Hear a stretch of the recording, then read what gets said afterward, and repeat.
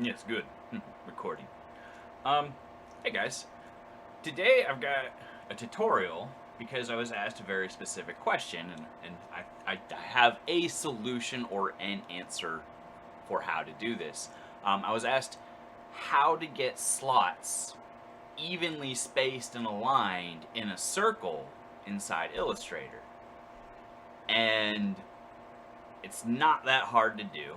In fact, there's actually some tools that make it really easy to do. So what I'm going to do is use my Gothic tower parts as an example and recreate them. I have a couple octagons, or 4 octagons that I use in this lamp design, and I'm going to show you how I got these tabs and slots and whatnot to be around around the octagon, and without having to fiddle around manually and really muck about getting stuff aligned. Illustrator has a great tool for that, and it's called the Distort and Transform tool. Under Effect, Distort and Transform, and Transform.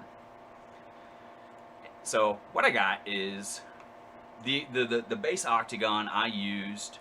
The blue represents the cutout area that I'm going to want to take out of each face or each edge. The green is the tab, and the red is my slot. And in order to use this tool, and I'm sure there's other ways it's useful, but this is how I know how to use it. People are texting me.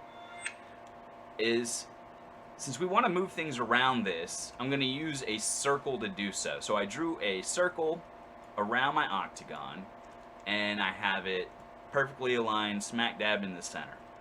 And I've got everything grouped, the tab, the slot, and my cutout, and my external circle. So grouped, Control G, or Object Group. So now we're going to move, or now we're able to manipulate all of these things together and move them evenly around the octagon.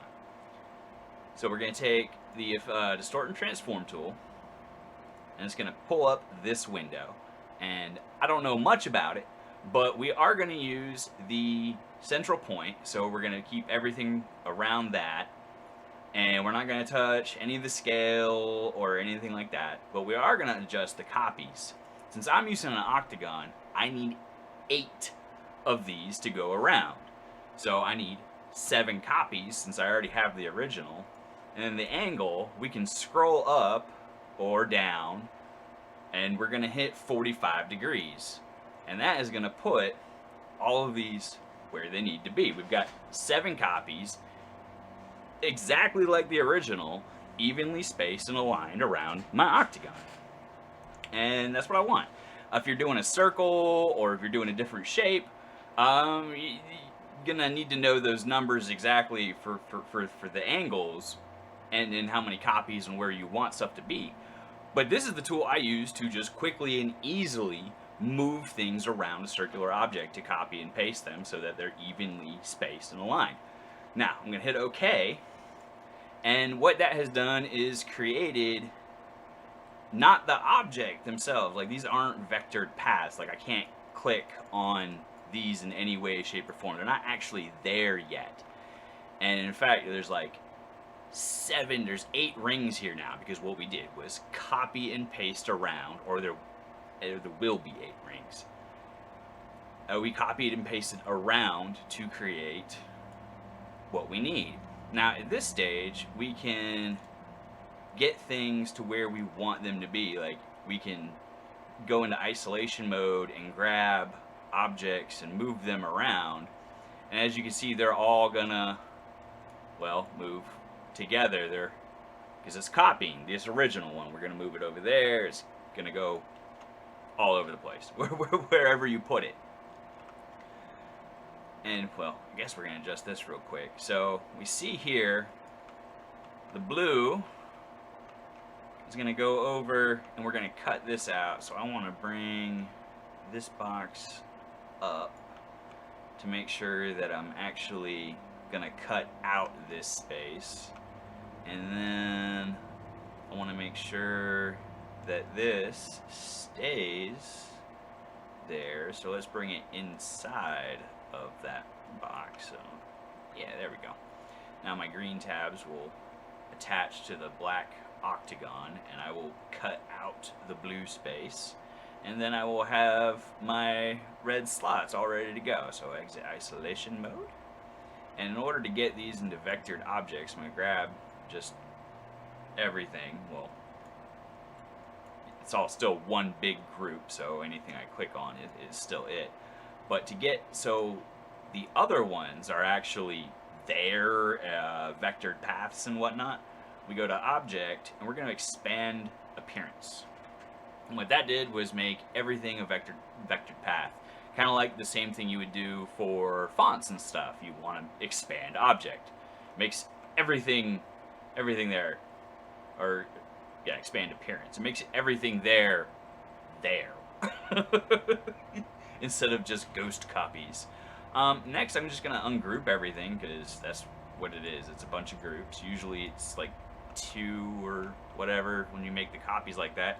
I'm going to go ahead and just grab all these rings. Well, actually, like I said, it's a bunch of rings. So if I click it, delete, there's 8 stacked up there. So I'm going to get rid of all those. But all of the copies should be, yeah, just singles. Alright.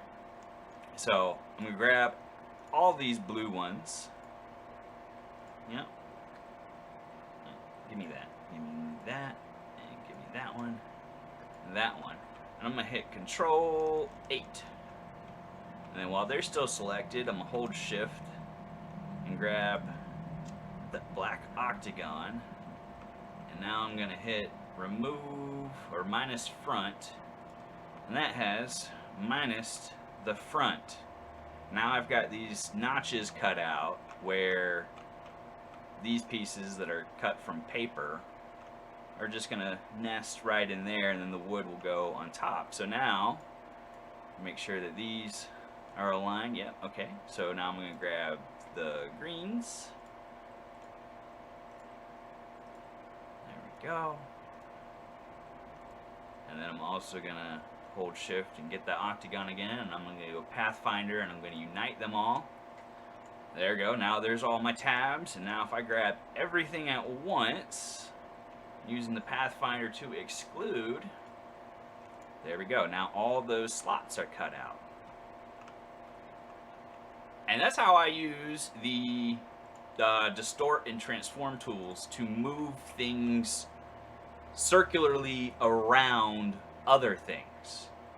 And it's I mean, there might be another way to do it. There might be commands or something to quickly do it, but that's how I know how to make slots or any detail circular.